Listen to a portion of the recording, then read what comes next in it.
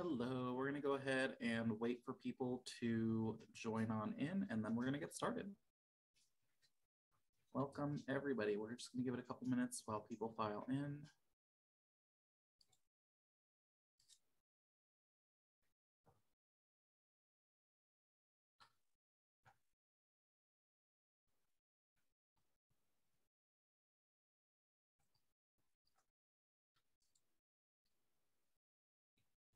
Hello, everybody. Welcome, welcome.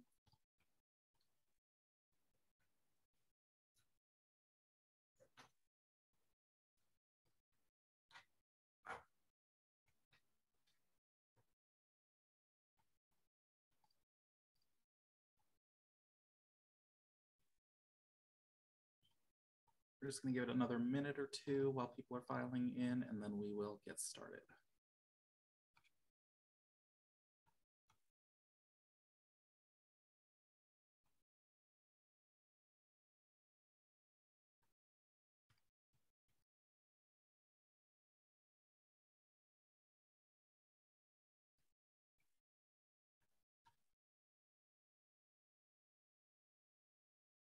Alrighty, so we're going to go ahead and begin now. Hello, everyone. My name is Tyler Reyes, and I am a career coach with the Career Development Center here at Fresno State.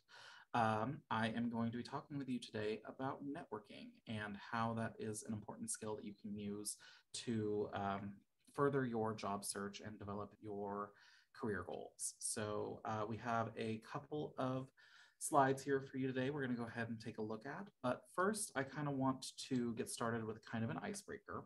I'm going to ask that everybody who is attending right now, if you could scan the QR code on your screen or go to this website right here, menti.com, and use this code and answer this question for me. If I were to visit your hometown, what is one food that I have to try? And so I'm going to leave this QR code up for just a little bit, but then we're going to switch on over.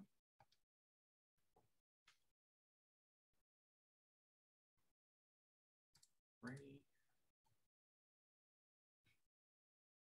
And you should now see the slide here. Again, if you weren't able to use the QR code, you can use the menti.com and use this link. So just go ahead and tell me, what do you feel is the food that I need to try from your hometown?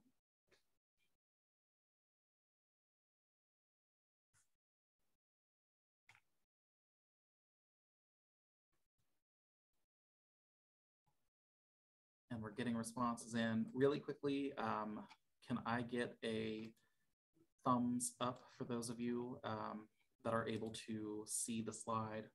We're seeing all these lovely restaurants come in.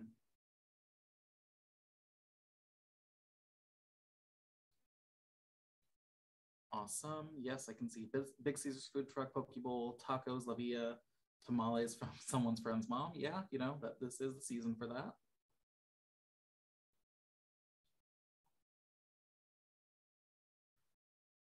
Alrighty, so got another question for you, very similar to this one. Where should I go if I were to visit your hometown, your state, your region, whatever it may be? What's one park, natural history museum, amusement park, anything like that? Where should I go?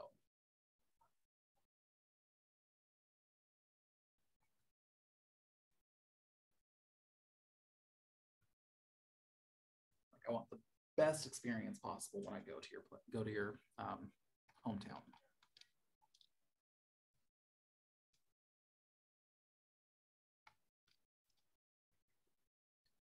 All right, someone has the redwoods up there.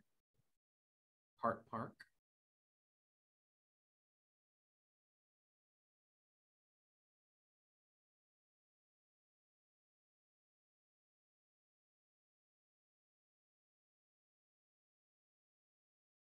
Just these two places? No one else has a favorite place I need to go check out? Yosemite. Ventura Boardwalk. I've never heard of that place. The Camarillo Shops. Hello, Jamie. Welcome. We are just doing a little survey here. I've asked everyone to share what are some places that I should go if I were to visit their hometowns. I've never heard of some of these places, so I'm going to have to look them up when this webinar is over. The mall. Yeah, you know, I'm a Fresno local. I hung out at a fashion fair after school multiple times when I was in high school.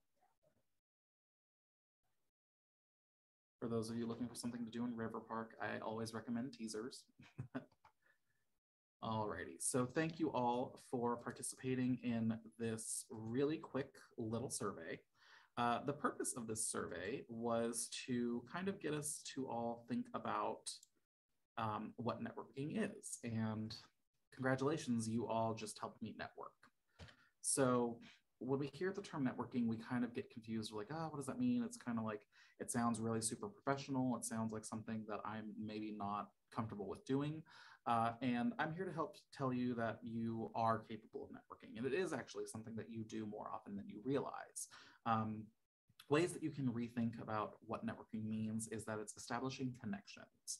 You are collecting and exchanging information, contacts, and experiences with a network of people. You are building and maintaining a mutually beneficial relationship, and it's something that you're already doing. You know, I was able to ask a question to all of the participants in this meeting right now, and I was able to get some responses based on, you know, the information that I needed. Another way to think about it, for those of you who use social media like Facebook or Instagram, whenever you post a story online and you're asking, hey, like, what's a good restaurant to go to? I've never been, you know, I'm craving a certain type of food. Or, hey, I need a new barber. I'm in a new town. Like, where should I go? And your friends start commenting on your feed. That's networking. That's using your resources, using your connections to gain information, to gauge a new experience and all that fun stuff. We have things in chat. Fisherman's Wharf. Ooh, okay, Lanita, yes, definitely Fisherman's Wharf and Golden Gate Park, two of my favorite places in San Francisco. So we're gonna go ahead and move on a little bit. So why should you network? There are so many reasons, so many benefits to networking. The number one reason being that you can learn about career opportunities and access the hidden job market. We're going to access the hidden job market in just a moment. We're going to kind of talk about what that is. Another reason to network is that it helps you meet leaders in the field as well as potential mentors. One great example of a networking opportunity is to attend professional conferences for your industry, for your field. So that's definitely an opportunity for you to meet industry leaders, find people who are interested in, you know, being a mentor and mentorship and mentee positions. It's an opportunity for continued professional development. You manage to stay in the know about what's happening in your field, who's going where, who's doing what, and it helps you establish your own corner in the field. When we talk about these professional networking conferences, when we talk about research symposiums and things like that, you, as you go in your career journeys, become the expert in your field and you carve out your own little place where people can connect with you. So that's definitely going to be a major benefit of networking, and it's why we highly encourage it as a skill that you should develop. So the hidden job market is something that you may have heard a little bit about, and if you haven't, I'm going to kind of break it down for you here now. When employers look to hire people, there are always going to be some preferences for who they hire. Employers really like to hire people that they know. It removes a lot of, you know, the uncertainty in the hiring process. Employers typically like to promote from within. If you already work within an organization, you understand the organization's culture, and it's going to be a much easier time for you to adjust to a new role, just doing a promotion versus bringing in somebody from outside the organization who may not know the company culture. Employers, if they don't know the person directly, they will prefer someone that is referred to them by someone that they know. They have a trusted contact. This contact says, hey, you know, I know you're searching for someone to fill this position. I happen to have someone who is perfect for that role. They, because they have that trusting relationship, they're going to be more likely to interview this person and see if they are a correct fit for the position that they need. And of course, you know, at the end of the day, employers want someone with proven experience and potential. And if you've made a name for yourself in the industry to where you are becoming well known for the quality of your work, employers are going to start seeking you out. So the hidden job market in the past was a reference to jobs that are not always publicly posted. The hidden job market as a concept, we still talk about it here today. It goes back to the days when job postings were all done via paper, and it was really expensive to advertise for positions. So sometimes they wouldn't advertise key positions, especially higher up positions like vice presidents and all that fun stuff. And those positions would be filled via word of mouth. Nowadays, with technology advancing and it becoming easier and easier to post job postings online, the hidden job market itself has kind of gone away. Statistics vary, but sometimes, back then it used to say about 70 to 80% of the jobs were never advertised. That's not necessarily the reality today. So instead of a hidden job market, you can think of it as a gated community. The only way that you're going to get into the careers is by knowing someone who's already on the inside. A personal example I can give of this is in higher education, it's going to be a lot easier for you to find a job at an institution where you already have a little bit of a foothold. I was hired on as a temporary employee to cover someone who was out on leave at one of my previous positions. And while I was a temporary employee, I was able to make connections across campus. And these connections would tell me all the time, hey, like, I know that your contract is ending in April. Have you considered looking at this opening that's coming up? And they would point me in the direction of these openings, and it would help me, refine my job search strategy versus doing random Google searches online. I had an inside ear to what was going on. So I wouldn't have been able to do that had I not networked myself across campus, made these connections with people in different departments who were able to point me in these directions. So definitely it's still around, maybe not so much a hidden job market, so much as a job gated community.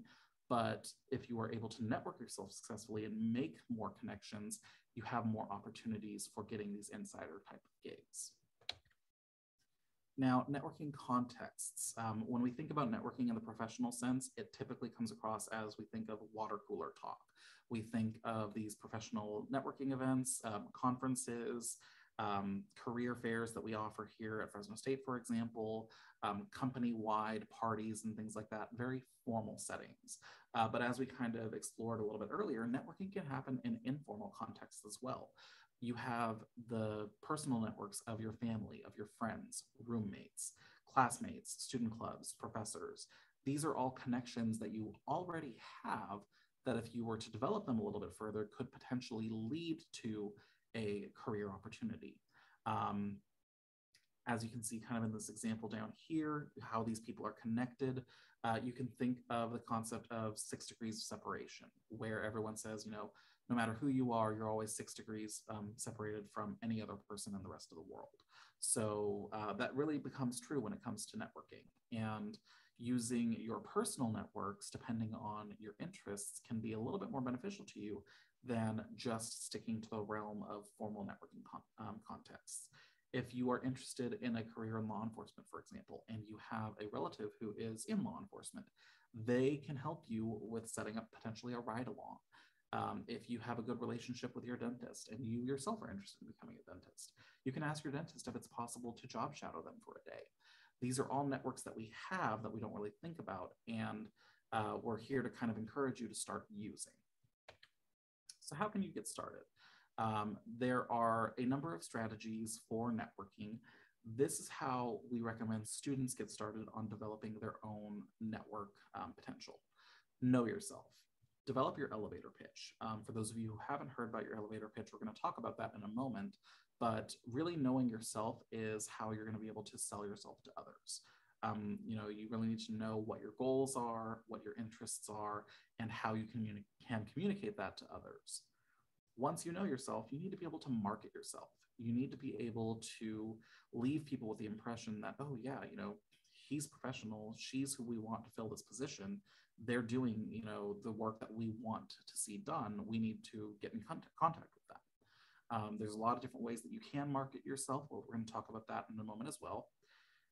Once you're starting to market yourself, you want to make sure that you are educated. You want to make sure that you know what you're talking about. You know what industry trends are happening. You know what events are going on with the organizations that you're interested in. You want to show people that you are more than just words. You've actually done the work, and you were able to address specific concerns that certain organizations have. And then, to sum all of this up, you want to be intentional. Networking is great, but if you are networking without a purpose, you can very easily get lost. Having a purpose and being intentional can help you kind of orient your search better, direct your energy in a more efficient manner, and be a little bit more suave when it comes to developing that network. I wanted to take a break here to ask if there were any questions. If you have a question, have a comment, feel free to throw it in the chat. I will be monitoring and answering questions at little breaks like this or at the end of the presentation. Jamie, or is your audio working, or are you still running into difficulties?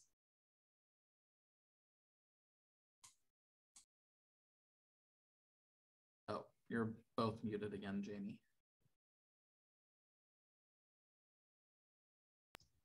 Hi. Oh, hello there. Oh, there we go. Okay. If there are no questions, we can go ahead and keep moving. You'll see that you have the question and answer feature or the chat feature, either or, whichever you're comfortable with. Feel free to just throw the questions in there and I will address them as they come. So with the first bullet point of knowing yourself, as I mentioned earlier, we really want you to be able to have a solid idea of what your goals are, what you want to accomplish before you start putting yourself out there. Questions to ask to help you kind of refine this sense of knowing yourself is, what are your goals? What's your ideal job? What can you contribute to a company, to an organization, or to the field at large? What have I done that makes me stand out? Or what have I done that makes me proud? What am I proud of? Once you have a sense of what your accomplishments are, what your goals are, and how you personally can change the world of work and change the world around you, you can combine all of this into a 30-second blurb. You may have heard it called a 30-second commercial. The term we like to use is called the elevator pitch. And this little tidbit just goes into why we call it the elevator pitch. You're imagining that you are going into a building and you get on the elevator, and it just so happens that the CEO of the company has gotten on the elevator with you. They notice that it looks like you're, well dressed. They're interested in, what you're doing. So they ask you, hi, never seen you around before. What's your name? What are you up to? You now have until the CEO gets off the elevator, or roughly 30 seconds, to tell them who you are, what your goals are, and what you are at their building for. And so we've broken down what an effective elevator pitch looks like for students and what kind of content you want to include. You want to have your academic information, your college students, you want to be proud of that. And your Fresno State students, you want to show that Fresno State pride, especially if you are working or doing any type of jobs in the Central Valley. Fresno State's name goes a long way. Besides academic information, we want to see your relevant experiences. What have you already done in the field? We want to look at your skills. We want to know, okay, well, these are the jobs you've done, but what tasks have you actually completed? Things that you've done, laboratory skills, technical skills, languages, all that fun stuff. And then lastly, we want to get a sense of where you're going. What are your goals for the future? What do you want to see yourself doing in the next 5 years? This elevator pitch is also a great way to formulate an answer to a question, the question we all love getting in an interview of, tell us about yourself. Having this quick 30-second commercial, something that you rehearsed, that like the back of your hand, is a great way for you to show that confidence and that sense of like, oh, well, yeah, I'm not just here randomly, I'm here prepared for this interview. And so to give you an example of this, I'm going to share with you all my elevator pitch. So this is what I use, very typical, very generic. Hello, my name is Tyler Reyes. I'm a graduate student at the Fresno State in the Student Affairs and College Counseling program. I've worked in student services for the past 9 years in a variety of roles across academic and career advising, athletics, and admissions. I have experience working with diverse student populations, student information systems, programming and event management, and effective career counseling practices. I'm currently looking for experiences which will help me broaden the scope of my student services knowledge so that I can more effectively support students in reaching their goals. Would you like my card? Short, sweet, to the point, under 30 seconds. It gets you the sense of who I am, what my goals are, and what I'm going to be doing for the career. So this is an example of a very general elevator pitch. These are things that can be tailored. If you know you're going into a job interview with a specific company, You can tailor the information in this pitch to match the job posting that you're applying for, the company's values, et cetera, et cetera. Any questions about the knowing yourself component, the elevator pitch component, before we move forward?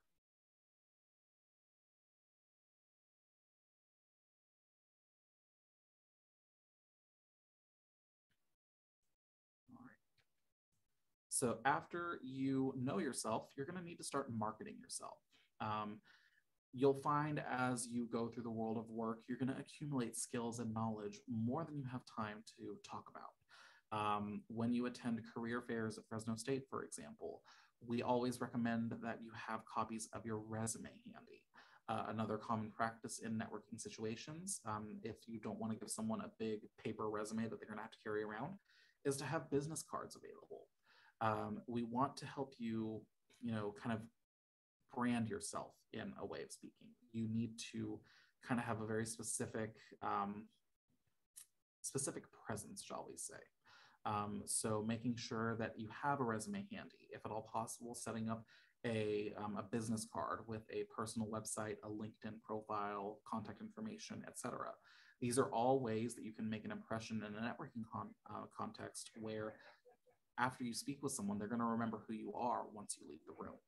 And that's kind of the ultimate goal of these networking contexts, is to make yourself known. Make sure that you stick out in the minds of other people when they're needing information or wanting to pass along information. These are some examples here of professional looking business cards. You can see the QR codes are a really popular way of, again, linking a digital resume online, linking to your LinkedIn profile. We're going to look into that in just a moment. You want to make sure that if you have business cards, you're making the branding consistent with your business cards to your resume, to your cover letter, all that fun stuff. Any questions about marketing yourself before we move forward?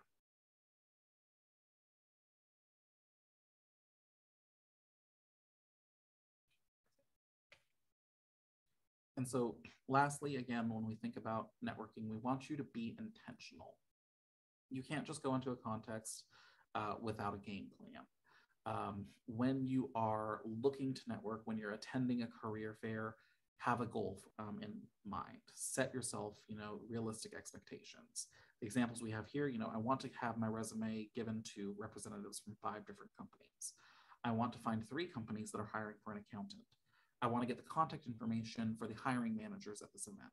Having this specific goal in mind will give you a better sense of direction, more focus when it comes to meeting other people, gathering specific information, and it'll help you be a lot less flustered when the time comes to actually make these connections. We recommend that you be prepared. If you are attending a career fair, for example, do your research ahead of time. See which companies are coming. See, if they have any job openings available. Make sure that you're ready to ask them questions about any openings or what they're looking for in new applicants. But also be expected for the unexpected, because you never really know when a situation might change. There have often been times when students are meeting with professionals at a career fair, and it turns into kind of an on-the-spot interview. As a side note, that's why we recommend always having copies of your resume handy, copies of your cover letter, business cards, and all that fun stuff. So another kind of tidbit that we give when it comes to time to networking is, if you have a specific company in mind, a goal, person that you want to talk to, don't make them the first person that you talk to at the event. You're going to be nervous. You're going to mess up. Give yourself some time to work the room. Talk with other people. Get those jitters out of the way before you move forward and actually meet the people that you are wanting to see as your number one potential for job openings. Does anyone have any questions about how to be intentional before moving forward?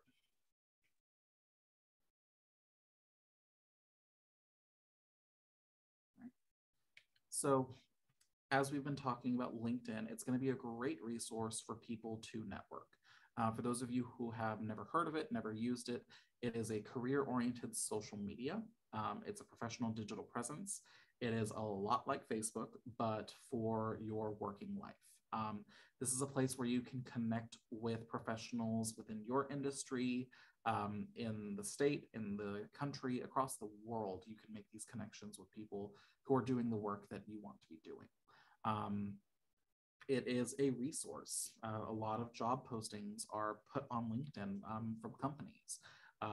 Hiring managers will get on there and put out recruiting calls. People will write articles based on industry news, things that are going on in specific organizations and things like that. Here at the Career Development Center, we highly recommend that students develop their LinkedIn profile, especially by the time they're ready to graduate, so that they have a professional online presence when it comes time to employers doing background checks and all that fun stuff. But I'm not going to sell a LinkedIn short. We're going to go ahead and just watch this real quick video about what they offer and what they do. If you're watching this, chances are good you want to get a job. You want to go from student to rising star, and you want to avoid eating the same meal over and over and over again. Good news, you're in the right place. That's right, LinkedIn. It's not just for top executives. It's not just for old people with heavy briefcases. It's for you, and it's the perfect place for you to start your professional story. Say you want to get a job in New York City. You've never been there before, but that's okay because you have LinkedIn on your side. You start by creating your profile. You give it love because you know it's what recruiters are looking for day and night. It's your resume that never sleeps. It's your flashing neon sign that says, hire me, for the love of all that is good in this world, hire me. Then you start making connections. Alumni working in New York? Yes. Recruiters at top companies in New York? Yes. Your mom's best friend? Yes. You start imagining whose shoes you want to walk in. You think, wow, this is a lot of deep stuff to consider. You shake yourself out of it and start searching for jobs. Whoa, that's a lot of jobs for students. Time to get down to business. You start to tailor your profile. You start applying. You feel empowered, in control, like you should be CEO. That gives you an idea. You look up all the CEOs of all the companies you want to work at. You see one of them went to your university. Then it hits you. You see a clear path from campus to career. You feel like you can see the future. You wonder if you're psychic. Should you start a hotline? No, back to plan A. You keep tailoring and connecting and applying, and before you know it, you start getting responses. First a few, then more, then an interview, and then you're hired. And that's when the real learning begins.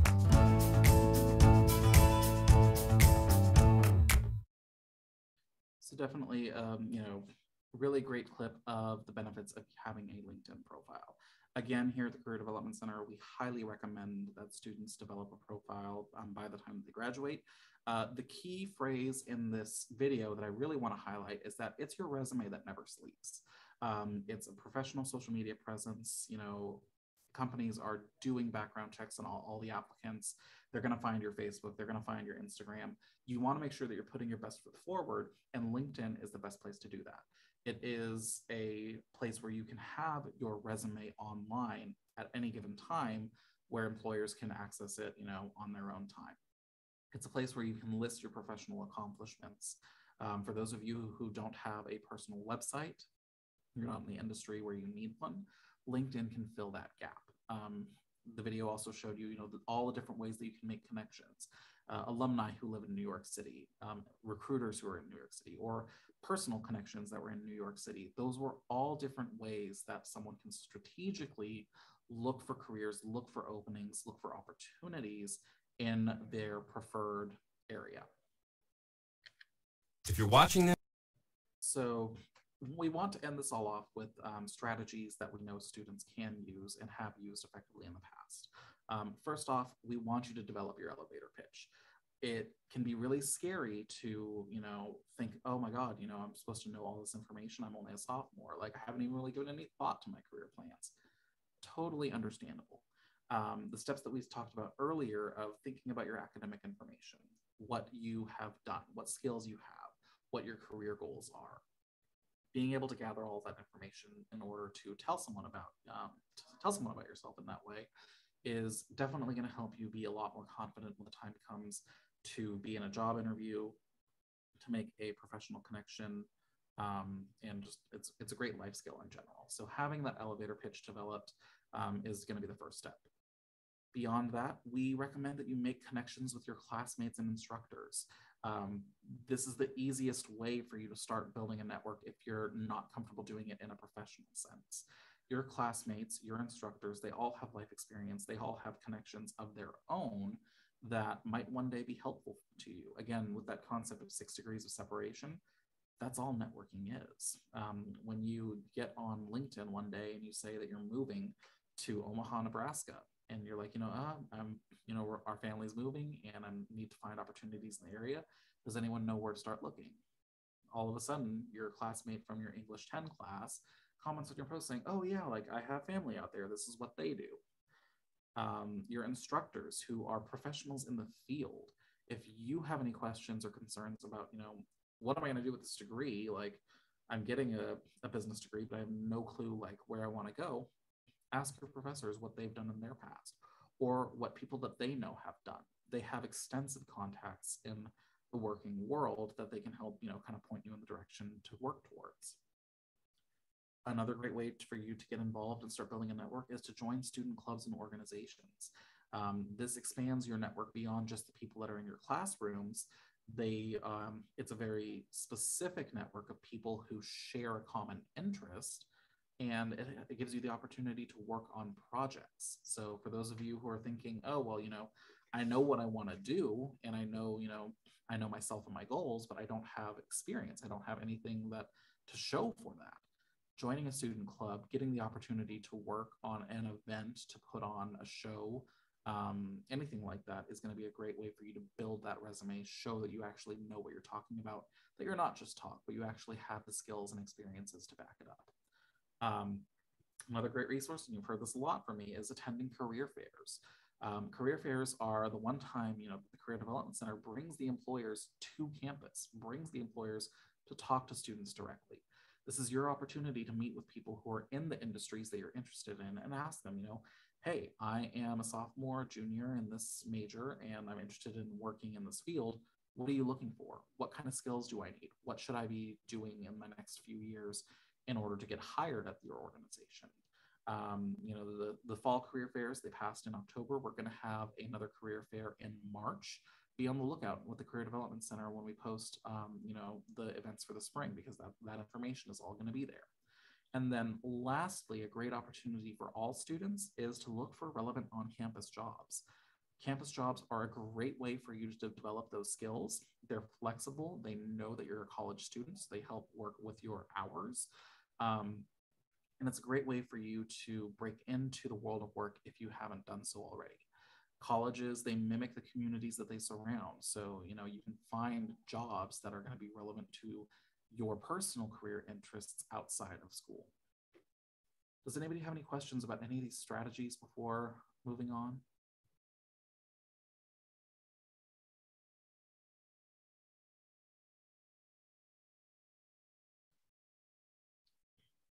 All right. So just some final tips that we have for you when it comes to networking. The do's and the don'ts. Do be polite to everybody. That sounds like kind of a no-brainer, but in the context of networking, in the context of a job hunt, it takes on some extra meaning. A story that one of my colleagues likes to tell is when she was interviewing for a position at a different college.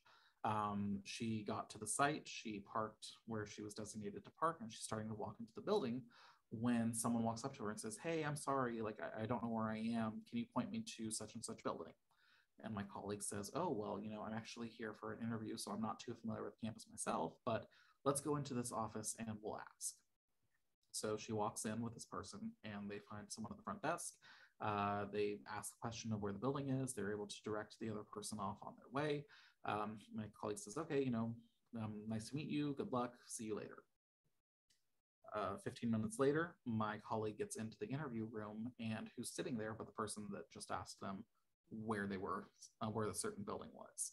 So when it comes time for the job hunt, you never really know who you're going to be talking to.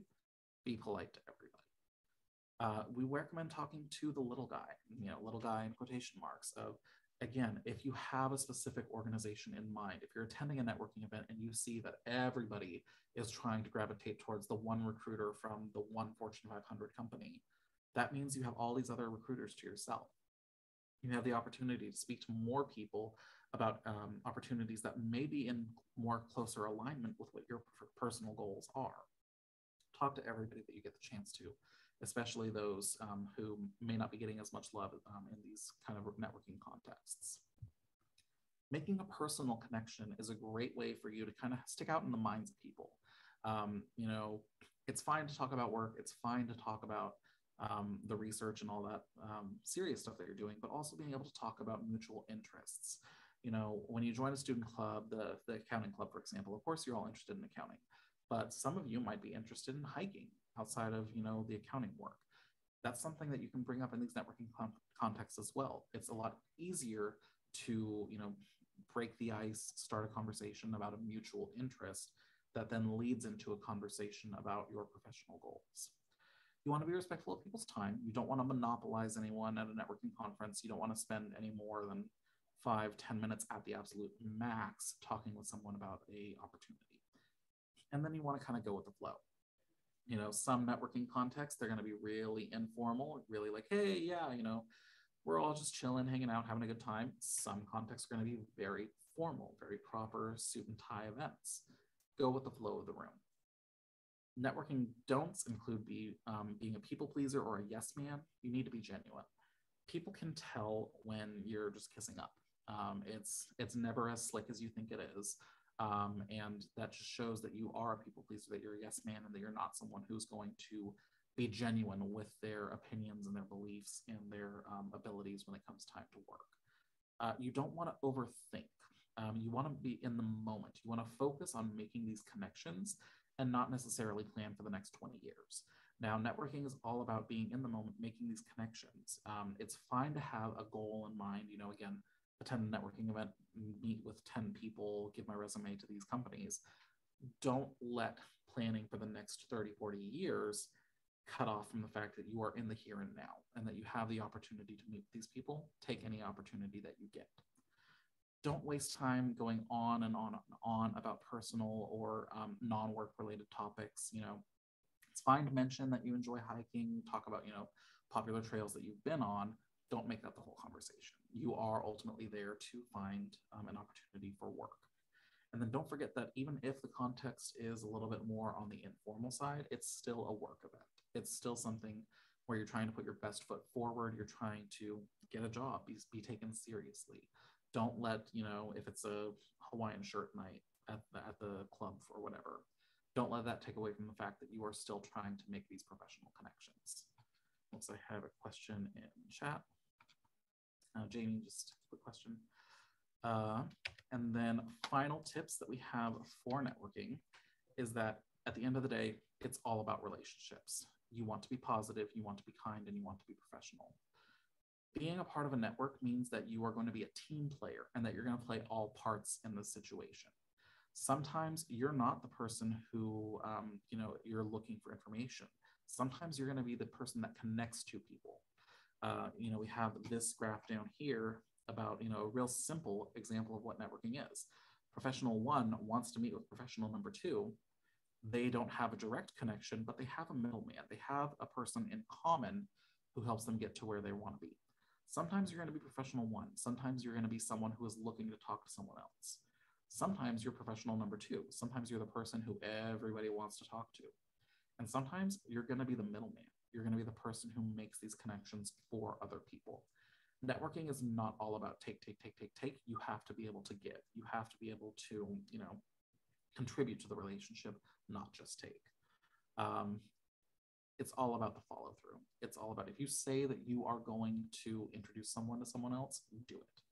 You can't just keep on making these promises and then never follow through with it, because then you're going to be branded as unreliable.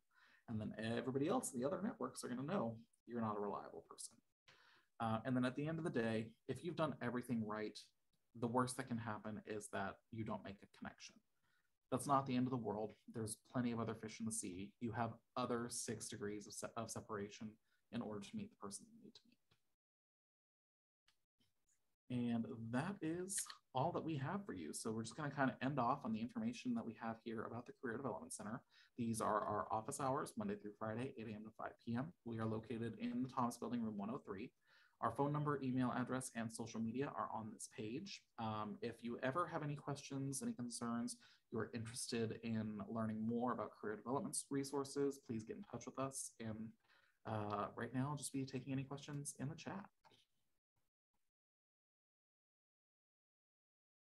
And yes, Jamie, thank you for putting in the chat the opportunity.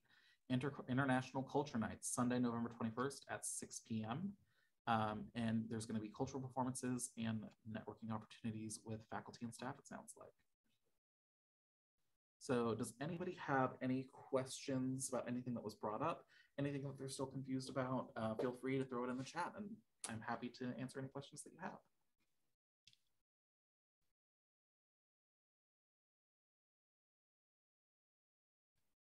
Haley, no questions, but thank you. I'm glad that you learned some useful information.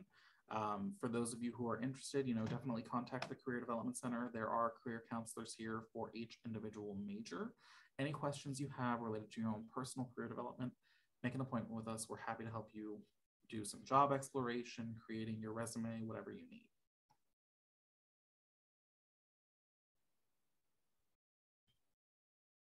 And thank you, Manuel. I'm glad you enjoyed the webinar. Have a good day, Haley.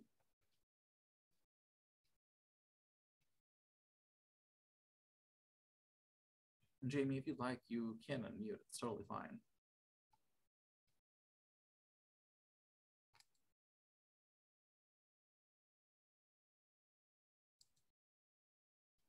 Alrighty, everyone. If nobody has any questions, we can call that the end.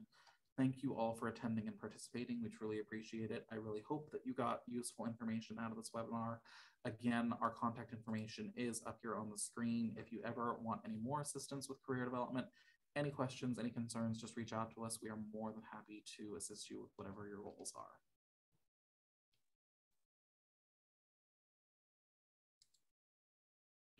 Lanita, did you have a question, or are you just saying thank you?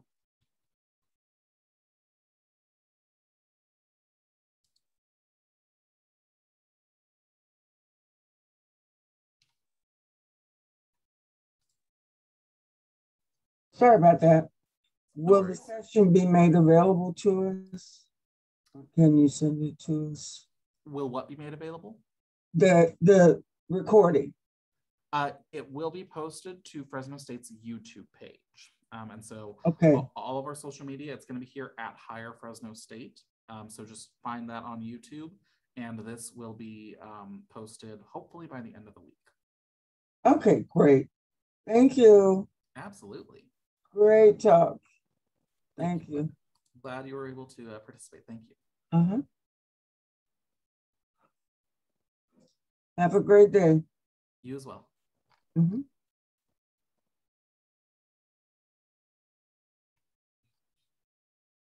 Alrighty, everyone. So we're going to go ahead and close it there. Again, thank you all so much for participating. Reach out to us with any questions and have a great rest of your day.